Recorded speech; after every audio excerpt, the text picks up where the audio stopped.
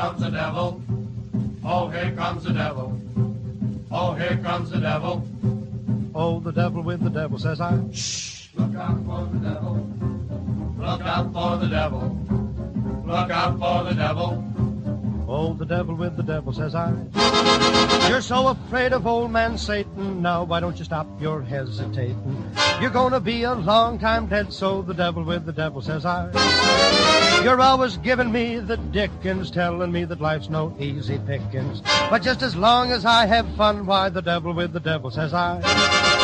You can have your social teas and bingo for your fun. But the things I like to do, you stop me one by one. Now even if you make me stronger, that ain't gonna make me live no longer. So even if I go to shh, the devil with the devil, says I. Look out for the devil, look out for the devil. Oh, the devil with the devil, says I.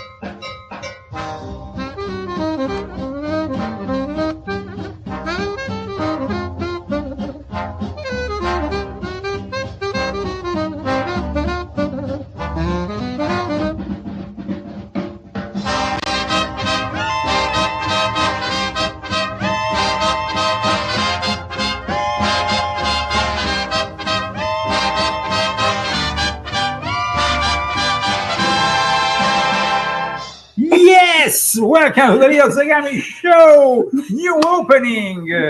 Yes, we are approaching the fall. We are approaching Halloween. Some of you might notice that was our song from the pandemic. Yes, we used to play that quite often, but we like it. The Leo Zagami Show is with you, courtesy of our sponsors. You are our sponsors. Remember that. So if you help us out, we might bring you even an extra show every week. Who are our sponsors this week, Christy? Joanne Otsineru and Malgarizada Minta and Anonymous. Anonymous? Oh, okay, Anonymous. Well, if you want to help us out, go find me, or you can find also the Cash App handle at leozagami.com together with all the latest articles. Our weekly show, guys. I was missing you. Yes, I was missing you. Did you miss them? Of course. Yes, of course. And now we have a lot of people following us on Facebook, on YouTube, on X, on Rumble, on BitChute, on Band.video. Well, we can all relax because now the Inquisitor is in the chat. Who the heck is the Inquisitor? Okay, I'm relaxed now. I feel so relaxed. Yes, I feel very relaxed. Thank you. In any case, you can ask, you can actually intervene during this show because it's going to be a show about explaining secret societies and their role in history. We're going to discuss also briefly, of course, the news, guys, but it's becoming more and more uninteresting. Sincerely, nothing new to see here and there. We were hoping for some kind of peace between Russia and Ukraine, but it seems that nobody wants it. But we always hope. There's always hope.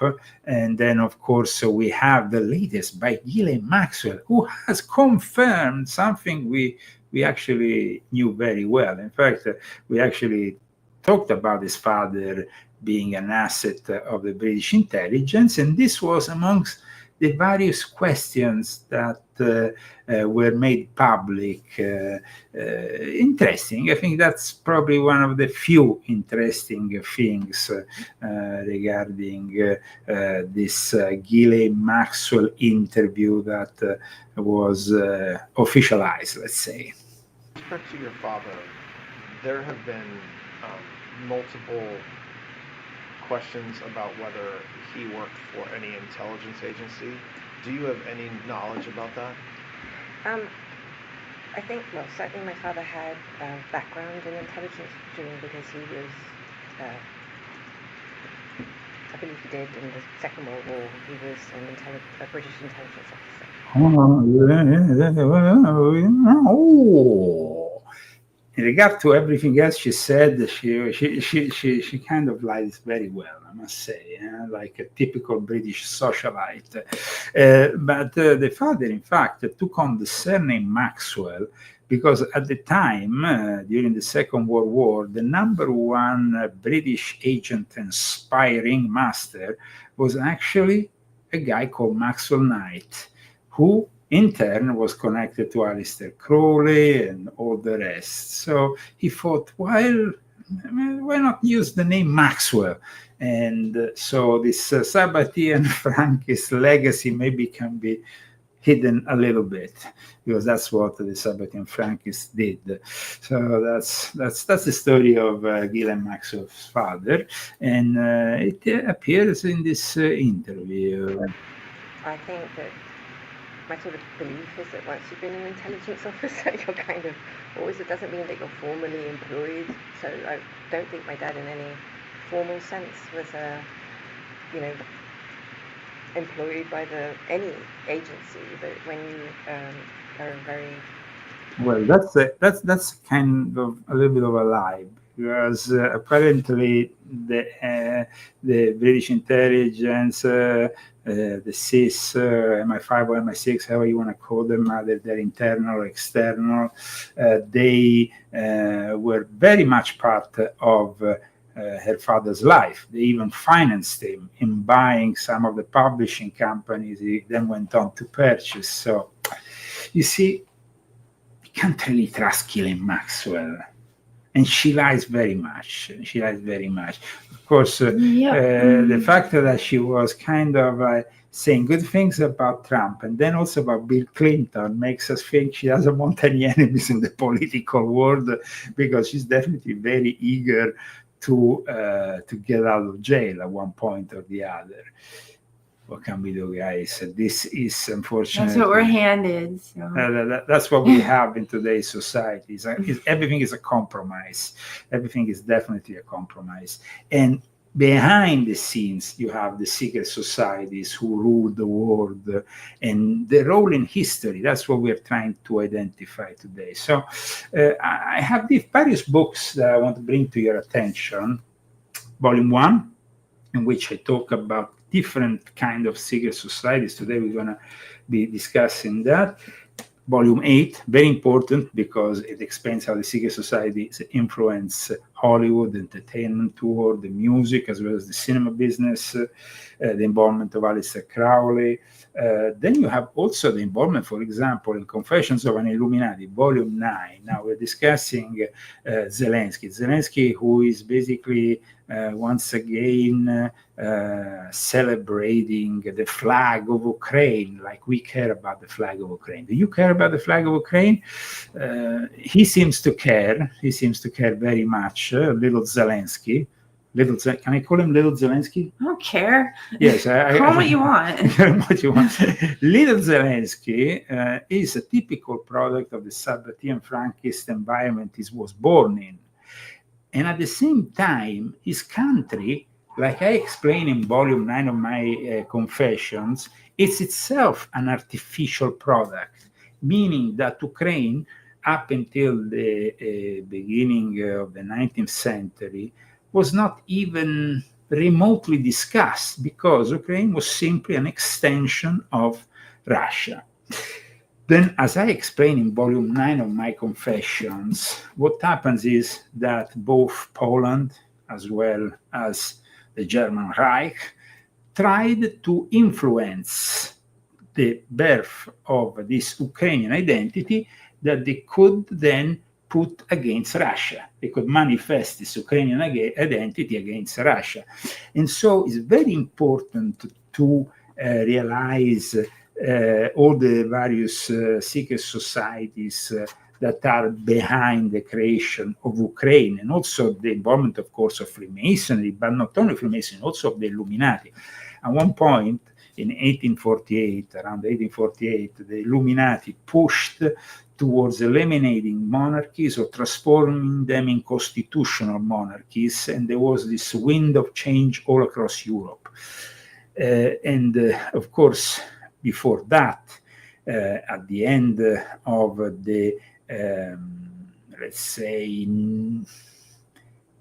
1700s, there was also another secret society, the Asiatic Brethren, that was very important in our story. Asiatic Brethren, I talked about it in my books, was connected to the cousin of Jacob Frank.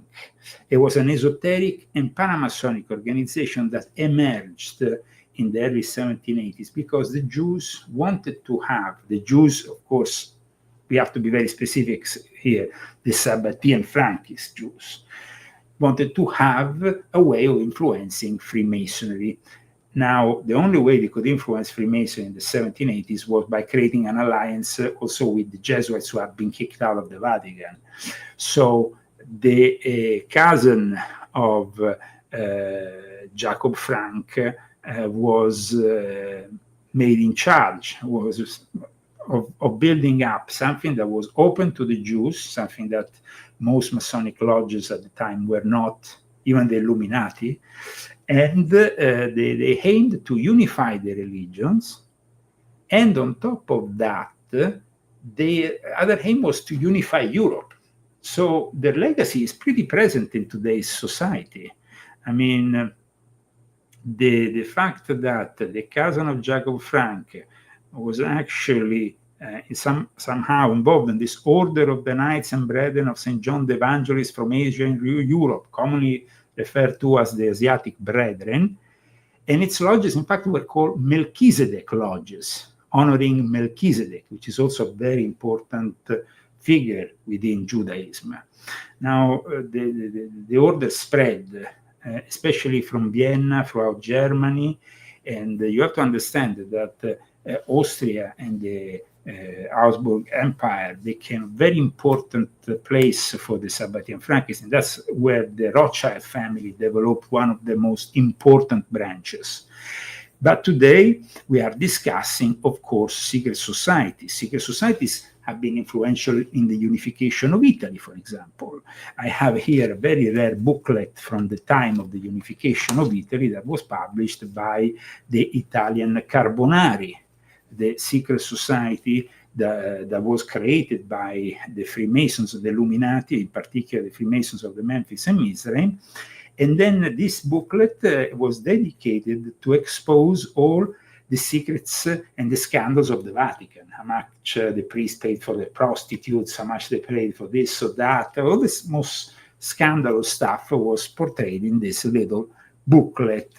We didn't have the internet at the time, so that was how they spread the information. That's like the tabloid. Yeah, I mean, it was a little booklet that they could hide easily in their jacket or something, and because of course it was dangerous, that you would be arrested if you were found with that kind of content.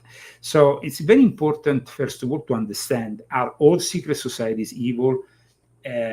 What are secret societies? Is Freemasonry to be considered as a secret society, when in reality it's a society that everybody knows about, though then you have the secrets within, and then the whole world within Freemasonry, which is hidden and very difficult to understand. The rites of Freemasonry different one from the other, and Freemasonry can be many things, and not all those things are necessarily evil.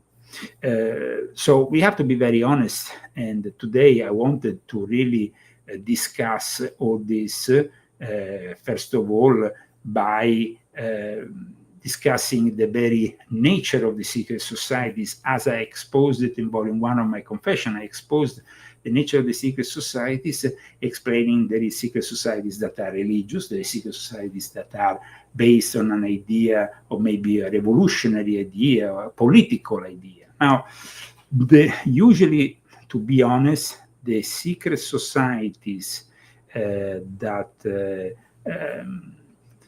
are political, like the Illuminati were the first of its kind, are kind of easy to understand, because if it's a political mission they are accomplishing, it's quite easy, It's not like some kind of hyperbole. You have to study and understand through initiations what it's really all about.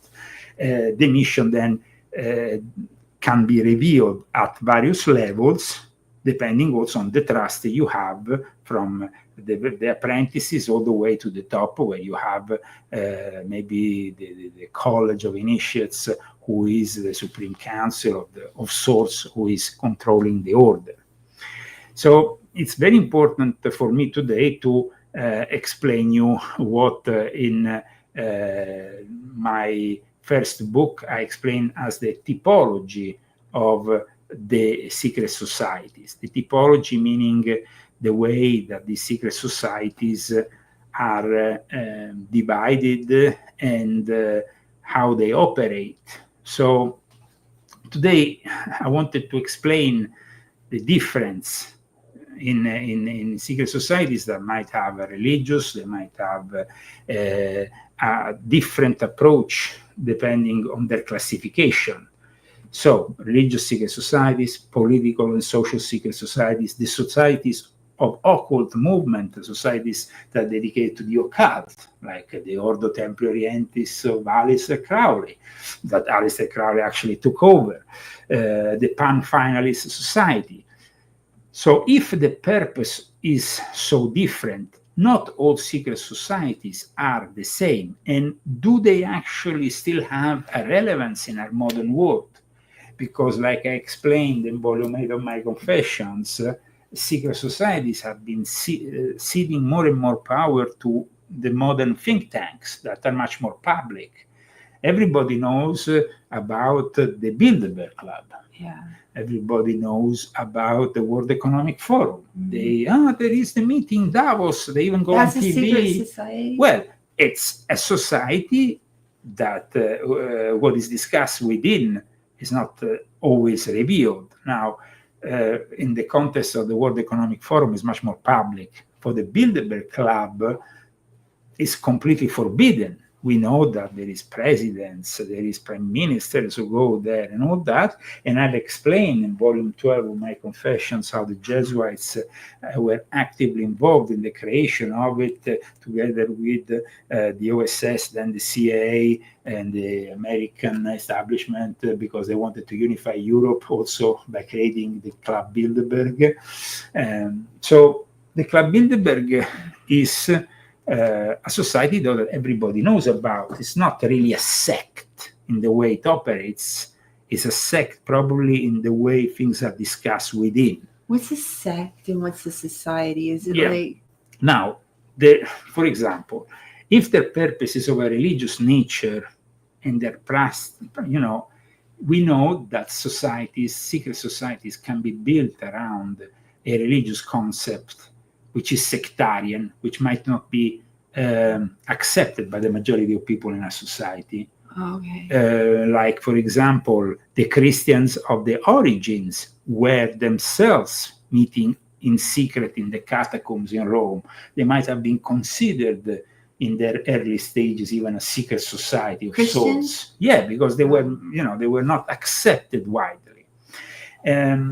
So this is very important that we define the way these secret societies are.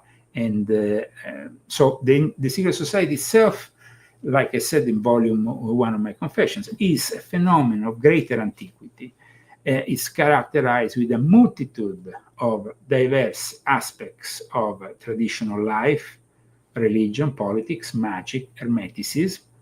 And it's indispensable, if we want to have a proper social analysis, to really understand what they are made of. And often, unfortunately, sociologists, ethnologists, anthropologists, academics in general, they only seem to scratch the surface. And they always seem to not want to dig too deep, because it's very difficult without having access maybe to internal documents or to an initiation that can be revealing some things. No? Yeah. So the historians understands, though, more than any other, the importance of secret societies because it is something that is not affected by the collective imagination of the moment. That means that the secret societies, whatever the society, whatever we are discussing today, the latest thing on TV, the secret society is focused on their own objective. Okay. And so they don't care what happens. They might be able to influence if they're very influential, if they are political, if they have some members who are influential, they can maybe influence the narrative of what we're following on TV. But they're not going to be following what is on TV. So what is a society? How we define the secret character of it? This is very important.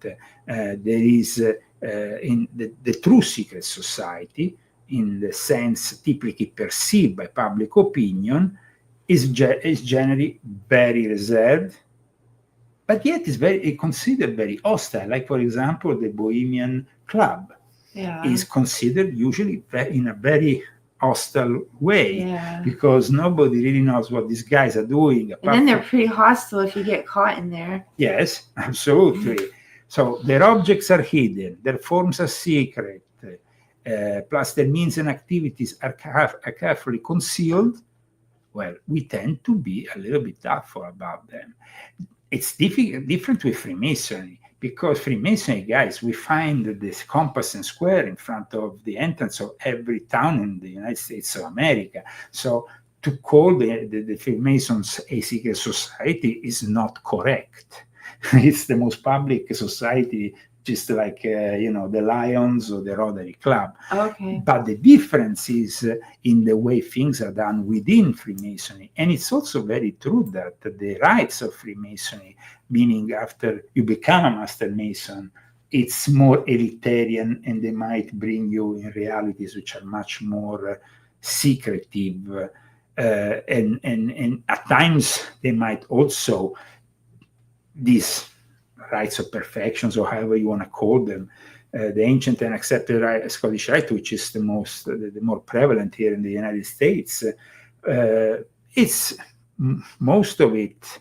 It's rather innocent in the way it approaches certain mysteries, but there is some accusations that within the highest degrees, at times, things get a little bit muddy and different. But that, I think, is accusations that also have to do with the fact that there has been in the past also a different branch of the ancient accepted Scottish Rite, which is the Chernu Rite of the Scottish Rite, which was a completely different kind of thing. Let me find here for you what I'm talking about. And it has, in a way, stained the actual regular Scottish Rite, because they were doing things in a way that it was here. For example, the AI overview of it is the Rite of Chernu. Please read.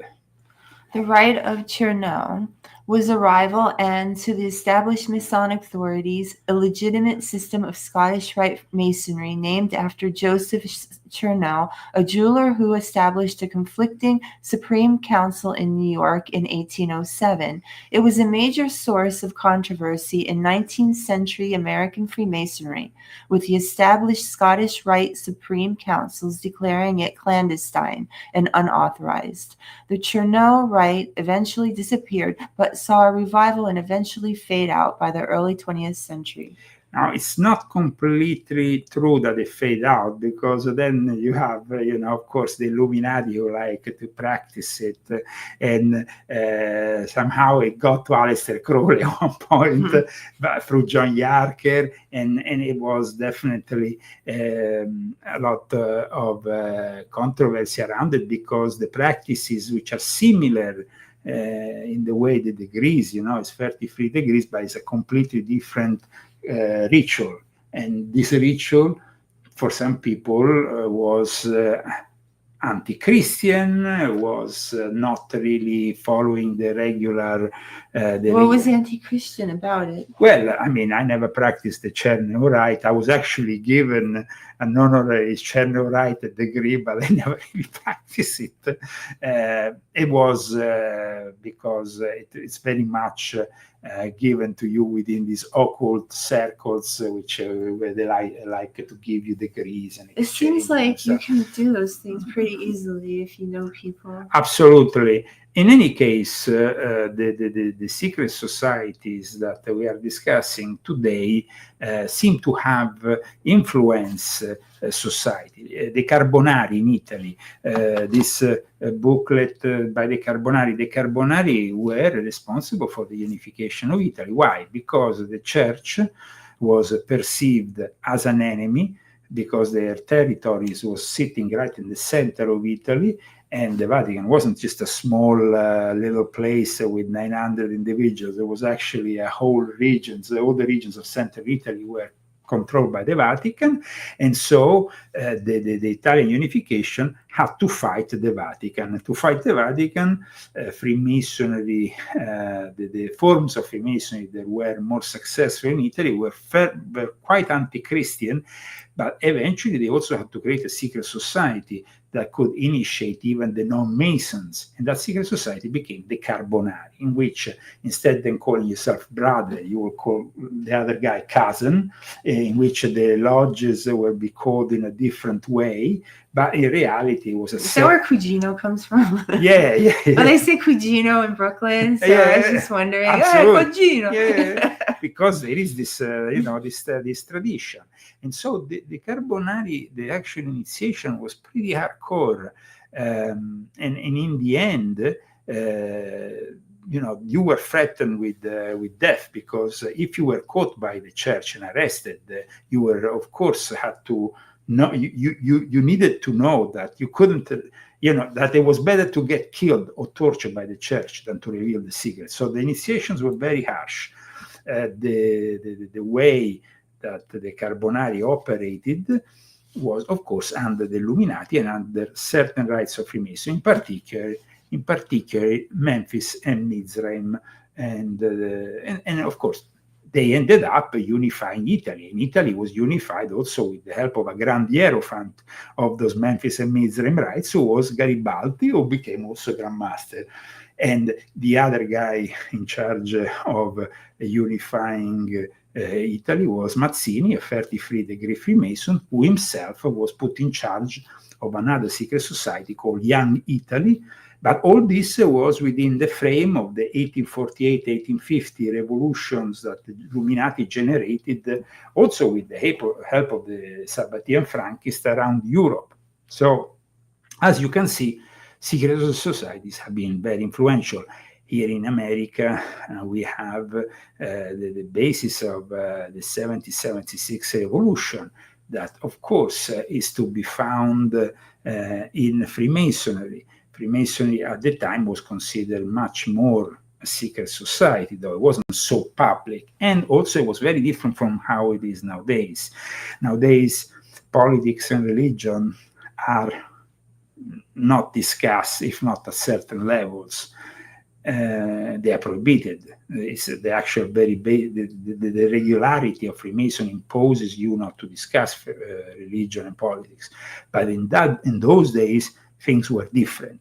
And so the Freemasons were at the Boston Tea Party will not have existed without the Green Tavern and without the Freemasons who met there and created this event that triggered then the war against the United Kingdom, and also the connections the Freemasons had, Freemasons like Benjamin Franklin, who was also worshipper master of a lodge in France, the Nove Source, the connections he had with the Illuminati. So the actual, it was very important in a way, all that.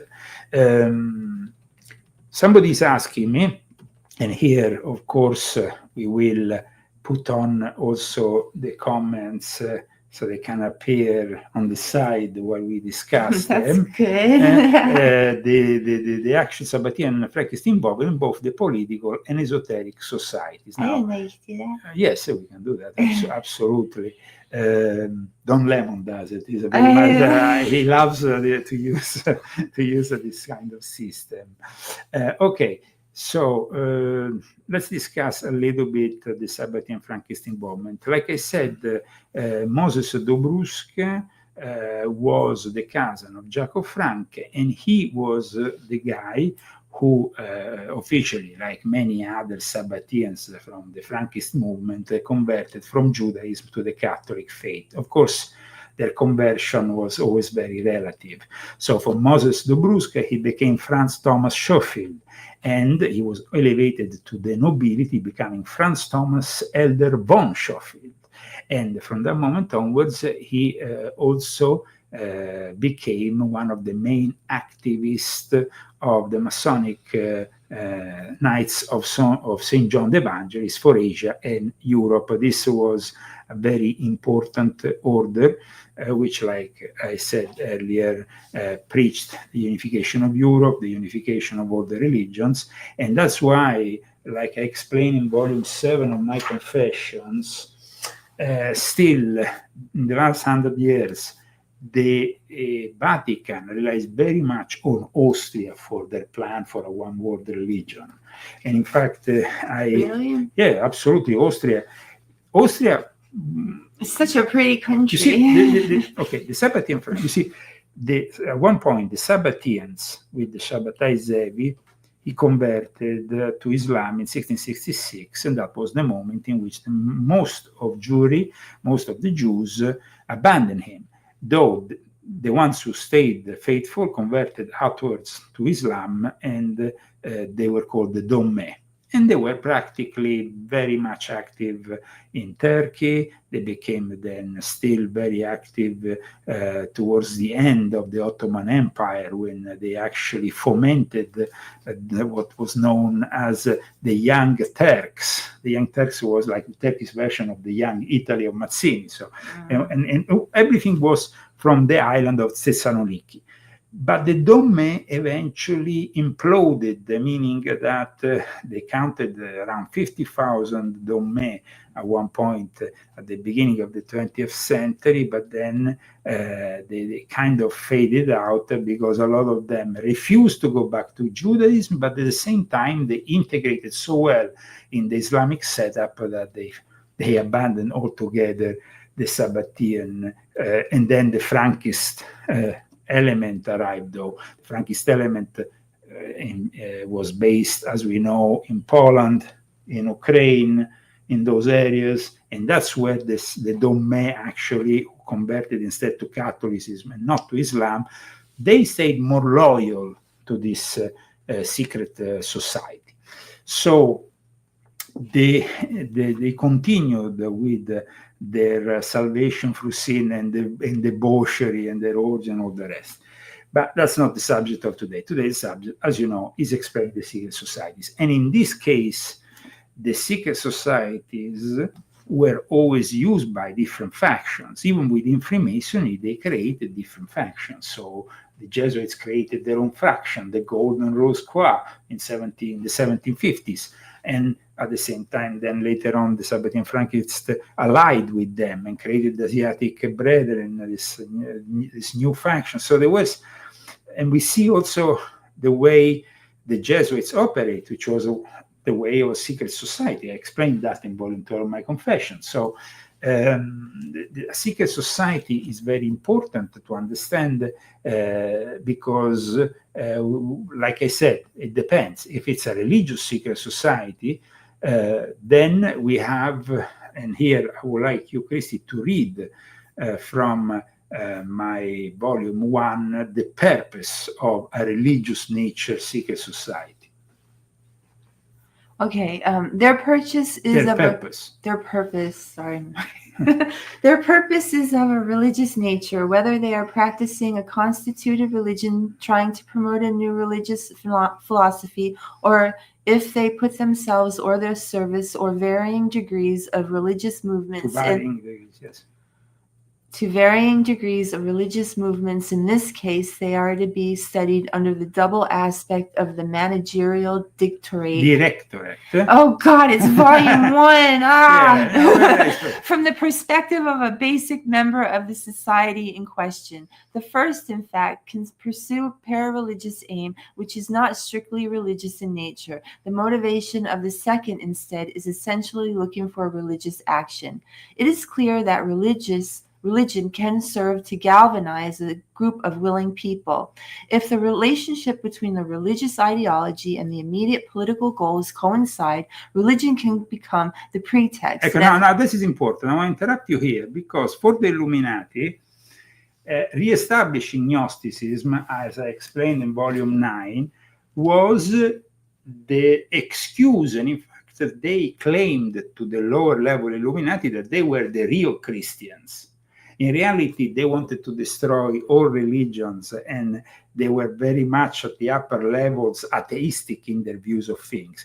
But because they wanted to get people to embrace the Illuminati, they created this lie, let's say. And I want to show you here this is volume 9 instead of my confessions. What do you want me to read? Here. From here to here? Yes. Absurdity driven to where? From there? Here, yes. Okay, for the Illuminati, most of us are just ignorant and greedy fools who have been misguided by a fake version of Christianity, while the real thing was kept alive in secret by them in various mystery schools which eventually established Freemasonry So to preserve real Christianity. So you see what you read before about the fact that religion can serve to galvanize a group and a religious ideology. And in a way, they did that in the Illuminati for the lowest ranks. Then the advanced Illuminati, they were very much embracing what became communism. They didn't care about religion anymore because they were very much embracing what the Gnostics had done by spreading this communism virus that eventually would manifest in the manifesto of Karl Marx, who published his manifest for the League of the Just, who in fact was founded by a disciple of Adam Weishaupt. So the lower levels are always kept in a very religious modality, while the upper levels are the ones who have a more rational and at times even atheistic perspective, because they want to instrumentally use religion. Here, please read from volume 1 again. While it is not possible to define the origins of all the religious secret societies, this methodology could help you establish a valid parameter to make an objective monograph of considerable size if further interested in the subject.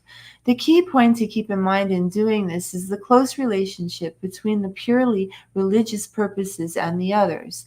This relationship is established in any social setting, but with much more vigor in secret societies such as the Templars, the Assassins, the Thugs, and so on, just to give an example. Now, the Knights Templars were, of course, known as a religious order, but they had an inner circle that was conducted as a secret society.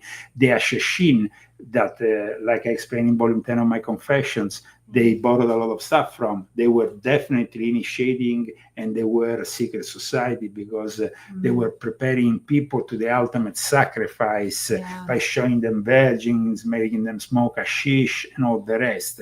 And then you have the Thugs, which are a secret society from India dedicated to assassinations, and they are really very much the most feared ones back in the days of the British Empire, and used at the time even by the British empires to conduct assassinations on commission. But let's go back to the actual claims of the Illuminati, who by absurdity wanted to describe themselves as the real Christians. Absurdity driven to the highest levels, but remember, this is only the beginning of my unveiling. In all this, the people could see as their only sorry advantage that the fate of serfdom now also befell their previous oppressors. In this way, the history of the human race is the history of usurpation and direct oppression. It is easy to imagine that the fate of Jesus' old and new disciples was miserable and sad, just as he had prophesied. Now their secrecy had to be twofold and therefore concealed their true doctrines behind hieroglyphs and themselves behind the name of other societies, and this all the more since the bulk of those who call themselves Christians have no understanding whatsoever of the true spirit of this holy legion. This caution was often necessitated by persecution from outside.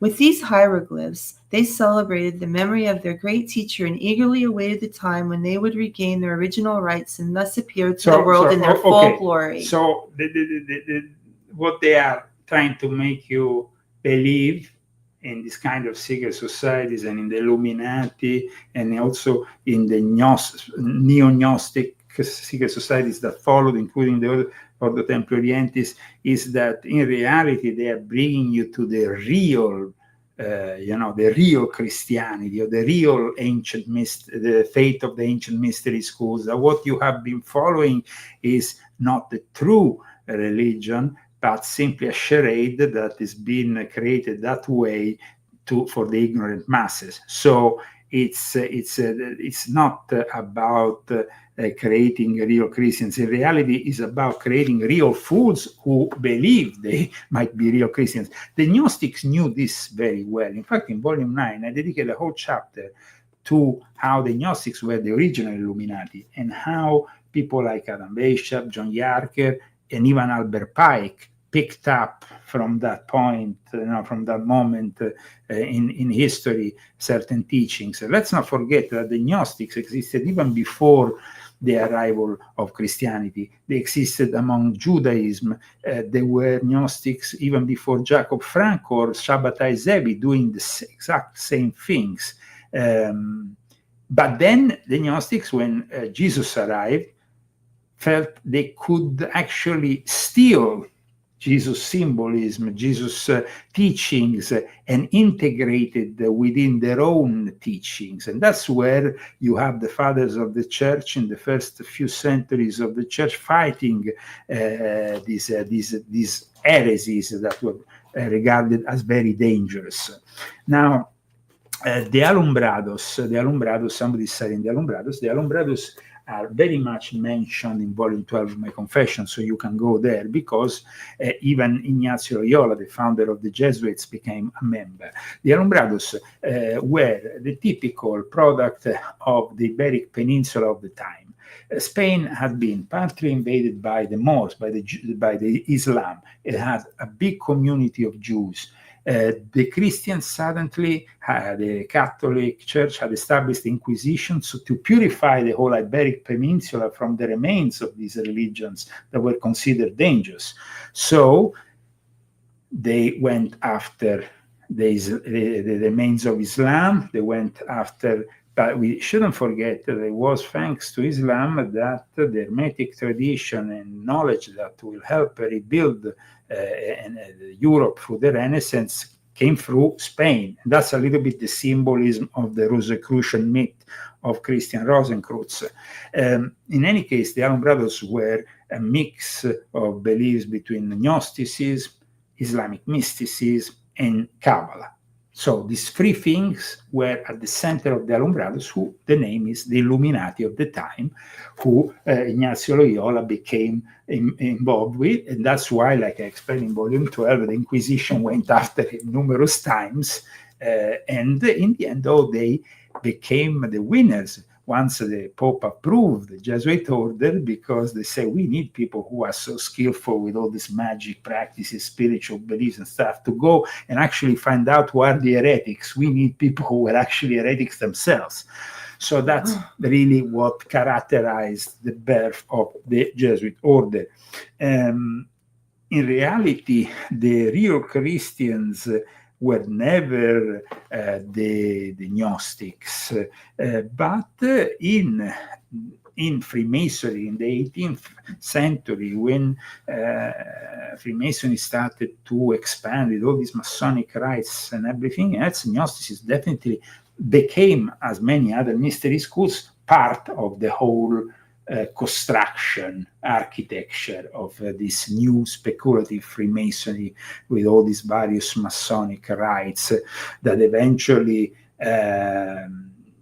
met together in the early 1780s in Wilhelmsbad. In 1782 in particular, there was a convent in which they had to decide which were the roots of Freemasonry, what was this Freemasonry that everybody was talking about. And the Illuminati, of course, were already there, infiltrating the whole scene, but at the same time, the Jesuits were there, and the Jesuits who had been pushing very much for a rebirth of the Templar myth, because the Templar myth was favorable to them.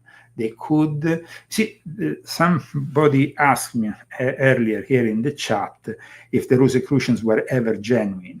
Now, the Rosicrucians and the Rosicrucian manifestos appeared in the very early 1600s that we know, the Fama Fraternitatis, first of all. And the Rosicrucians were built within a context of Reformation, of Protestantism in Germany, very hostile to the Catholic Church.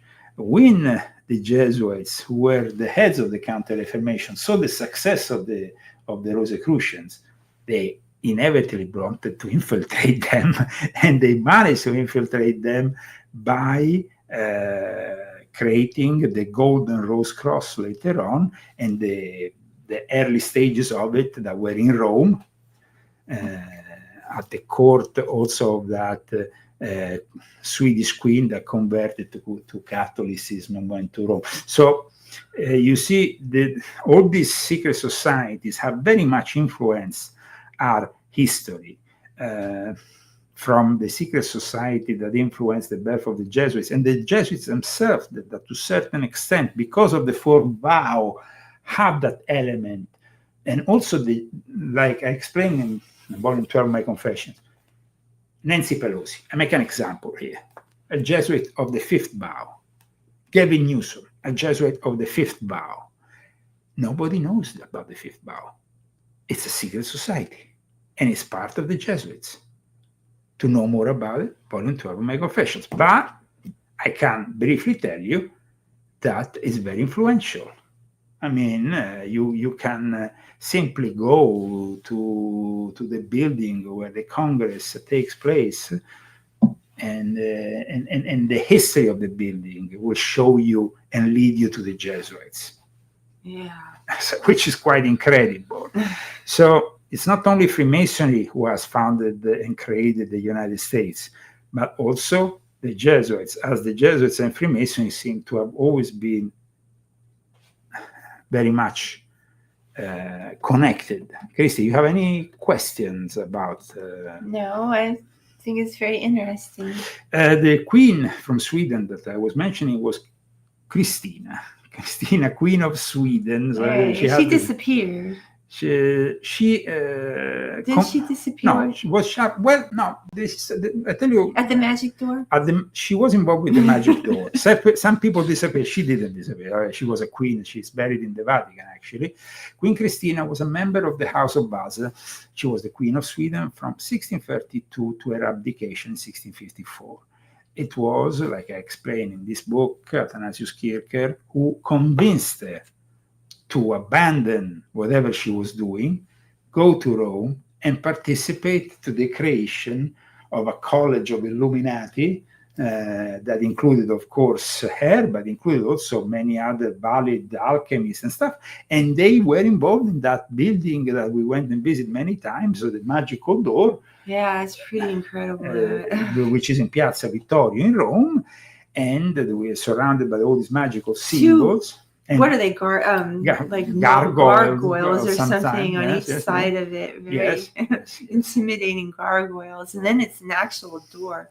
I used to post it on my Facebook when I used Facebook, but Yeah, it's an actual. It's a door which at the moment is sealed, so it Yeah, doesn't it's lead. closed. But at the time, it led to an alchemical laboratory where certain people did certain experiments, and at one point, some of them disappeared. Some of them apparently went through what was literally a dimensional door. So, I mean, the whole on top of it's all corrupt because now it's like the worst part of Rome. Yeah, on top of that, absolutely. So. Now, somebody is asking me a question here. A question regarding the Knights of Malta. Now, the Knights of Malta cannot be considered in the regular acception. I mean, the Sovereign Military Order of Malta is not a secret society. It's public. They have even passports. They have their own territory. Yeah, me and Christy went and filmed, and the military arrived and were filming next to their church that used to be a nice temple church on the Aventino. Did you have a nice Knights of Malta? Well, I was initiated in the Shilshini Knights of Malta, which are a secret society of Knights of Malta from the Orthodox tradition. So, as you can see, there is different kinds of Knights of Malta. There is the public face of the Knights of Malta, the SMOM, and then you have these more secretive Knights of Malta who are often involved in controversy of sorts, and of course they're involved with intelligence activities. You remember? Yes, I remember. so that is basically very shitty times. Very shady times, very shady individuals. In fact, I was brought near the castle of San Leo by these individuals to do this initiation. And the initiation consisted in me wearing that, was the wife beater for a whole night. I had to wear. Yeah. And then... You did that on Valentine's Day. And left me all by myself. Well, of course, I had to go for an initiation. I can't bring you there. But then, literally, fire manifested in the... without the fire in the place, the shows happened. What? You didn't tell me that. Okay. During the initiation, this... fire erupt. You have a fireplace, but the fireplace was completely empty, completely clean. Okay. Before the initiation, suddenly, the whole thing, and the Grandmaster who was celebrating, that the guy from Calabria, weird guy, he freaked out. He said, "This is La Chose." So I asked him, "What is La Chose?" Because the shows is part of the Martinist tradition. The Martinist is another secret society, is connected to Freemasonry, and they say that when an initiation is regular, it's genuine, you have something manifesting, something magic, something inexplainable. Okay. And so the fire manifested, and their faces when I arrived into the initiation was like, that guy, that other guy, you know which guys, all those guys. I know. And they were like, all these guys are very much security operators and stuff, whatever, intelligence. And they were like, they're all corrupt, by the way. All crooks. But they were shocked because they said, wow, this is something really serious we're doing here. initiating. And I initiated myself there because they gave me access to their archives. And in fact, after I was given access to the Shilshini Knights of Malta. And you wrote a book. And I wrote a book about it, of course. He's got to do these things for the book so he can let you know, guys. I know. He does this undercover work. It's not always so easy. You have to actually go into it and be a part of it to really know anything about it. And so these people that internet, dive through the internet trying to, if they're diving through your stuff, then they're going to find out. Now, somebody is asking me a question. And because we have still a few minutes, I will answer your questions. Which secret society controls Canada? Now, one of them... Canada? Yes. Okay. And so I'm going to reveal one of the most influential secret societies that controls Canada. They actually have a website, so we can actually show them. Societas Rosicruciana in Canada, established in May 1876. This is apparently a very influential secret society. The Società Rosicruciana, if you want to read here. The Società Rosicruciana in Canada was first mentioned in declaration dated May 31st, 1876, but it was not formally constituted until September 19th of that year, under charter from the Supreme Magus of Greece, M.W. Frater, Most worshipful Frater, Prince Dimitrios Rodokanakis. Thank you. Most of the membership came from the town of Matland, Ontario. The society consisted of a high council 1 year Constituted a high council. Constituted a high council 1 year later in September 1877. The society was active throughout Ontario for over a decade, but went into abeyance in 1889 following the death of Most Worshipful Master Frater McLeod Moore. And then the story continues and gets all the way to these days, as you can see. So the High Council has active colleges in Ontario, Manitoba, Saskatchewan. So I gave you an answer on that one. A very quick one. There was very much controversy that erupted between the Società in Canada and the Ordo Templi Orientis in Canada. It was a war between the two factions, the two occult secret societies, and very interesting outcome from it. Okay, guys. Much love from Myrtle Beach. I hope you guys aren't getting all wet from that terrible storm that was going up the East Coast. I don't know if that was North Carolina or if it was further south. I don't know. Hope you're staying safe. Somebody says Jerry Brown must be a Jesuit of the fifth vote too. He's older, but they were raised together. Interesting. Well, yeah, definitely if they have also a background in a seminary, and if that background is in a Jesuit seminary, then it's a certified Jesuit agent of the fifth vow for sure. Fifth vow, very bad, very bad. Very bad. Thank you so much. The governor of our great state of California, very bad. Yeah, Gavin Newsom, guys. I mean, he's really, and these days, because he's very active on the social networks and he's building himself up with memes that show him as Superman and all these kind of things, he's really thinking he can become president of the United States of America. I mean, never. You're not going to California, my America. It's paradoxical we are saying this from California, but this is how it is, guys. Yeah? Hey, we gotta experience it to tell you about it. So here we are. If you want, I will answer another couple of questions, but we are actually reaching the end of this broadcast, so I suggest you do it very fast. Like I said, another kind of secret society, or let's say within the political frame, you have the social-political secret society, which is an association whose main objective is the satisfaction of a need or putting in place a structure essentially political or social. This is what we have mainly today in our modern society. Just so to give you a very... I remember this from volume 1, and it went on and it told all the societies. This one and this one. I mean, if you ever want to know what all the societies are. Yeah. Volume 1, definitely the way it's divided into the Panfinalist societies, which are also very important. As the name implies, Panfinalist societies are not intended to counteract political, religious, or philosophical ideas, but they create a totally new structure from scratch, a kind of proposed system for mankind and society. Like, for example, they say that Eric Weinstein, his brother, are involved in the B group, and we can consider to a certain extent what they're doing as a sort of secret society that is built to implement transhumanism.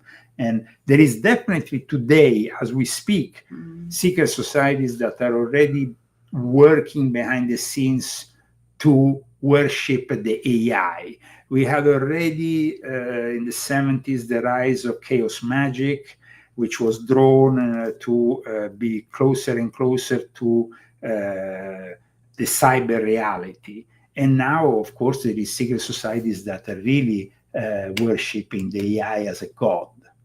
So that is ultimate level of insanity that we have today within the various forms, various organizations that and their objectives.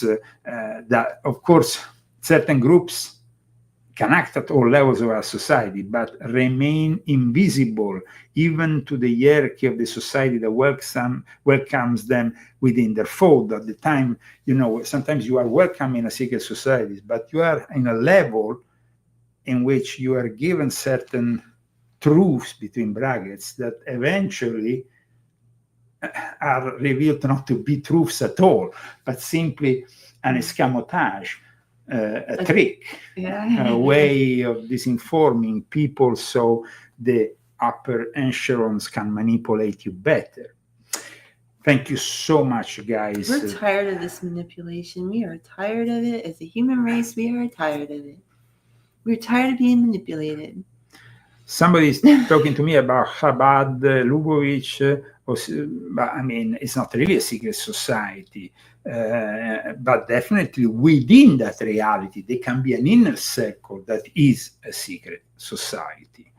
Thank you so much. We need to continue this discussion in the future. I think that it's a complex discussion that needs probably part 2. In the meantime, I hope you like also this new format that today we have inaugurated, which, with the bullshit bastards at the beginning. We want to actually bring you next week some stuff that I see going around on YouTube about people claiming this and that about the Illuminati, Freemasonry, and secret whatever, this and that. Because this needs really some bullshit busters. What do you mean? What are they saying? We don't have time. Oh, darn. Oh, no. Well, we don't have time, we'll but see you next Saturday. it could, and we see you next Saturday. And like I said, if we receive more donations, we might be able to actually bring you 2 shows a week, which was possible before because we got a little bit more in the donations than what we are getting now. Of course, we have also our books. That is another way of supporting our show, guys. Don't forget the books, all the books I cited today, volume 12, 9, 7, 8, 1. You have a hope. Anyway, we want to really grow this channel. We've been trying. Volume 10. Tell your friends, share the link, do what you can to get the word out. But there is one book that this week, which has been a really bad book sales, no? What? We had really bad book sales this week in general, but one book sold. I thought you said I had bad book sales. No, this book is hit. This was the only hit of the week. It's Zagami Family Cookbook. Almost sold more than my books this week. I'm sorry, Ray. You don't have to be sorry. This is great. I love it. It's the most expensive. It has also my recipes. Me and Christy love food. We are really passionate about food. There is great images. There is great recipes, and you can really cook and create in your kitchen a 5-star Italian restaurant. Learn how to make pizza, fresh pasta. I mean. Guys, you guys, you can do it if you can find this on Amazon. You can do it. The Zagami Family Cookbook. Anybody can do it. So I'm really glad that actually you just sold. have to try, and then you can do it. No, my kitchen is very, very small. It's probably like, I don't know. It's like it's a very, very small kitchen. So I don't have a very big kitchen at all, and I don't have a lot of supplies. I just use what I have in my hands. It's mostly these that do the work. Somebody said, Kylie Tor said, reposted the stream on X. Thank you so much. Thank you so much, guys. Repost this stream on your social networks of choice. Make your grandma watch it. Well, nobody's cursing over here, so your kids can watch it and your grandma. and your grandma. I'm not saying any bad words. Okay, guys. One thing, we're going to still be closing with Vincenzo Viceversa Medieval. Okay, you might want your kids to leave the room now. But I might have a new closing, how you say? Intro? Exit. Exit. exit-tro. Etc. A new closing track for next week. For the moment, we close with Media Evolve. It might be the last time you hear it because next week I might have another track ready. In that time, our world has taken so many steps in the wrong direction. Outro, that's how you say outro.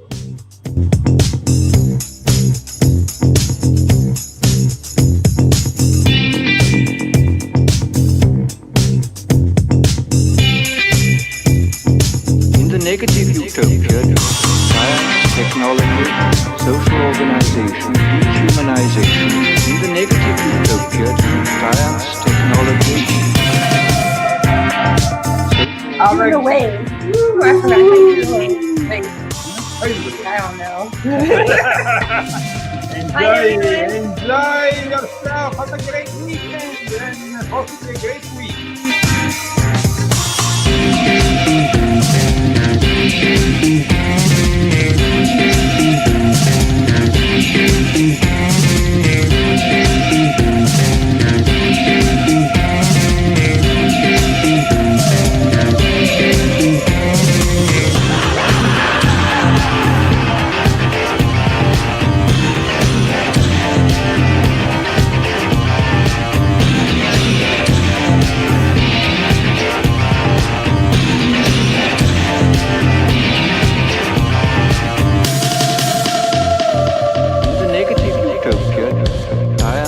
technology, social organization, dehumanization.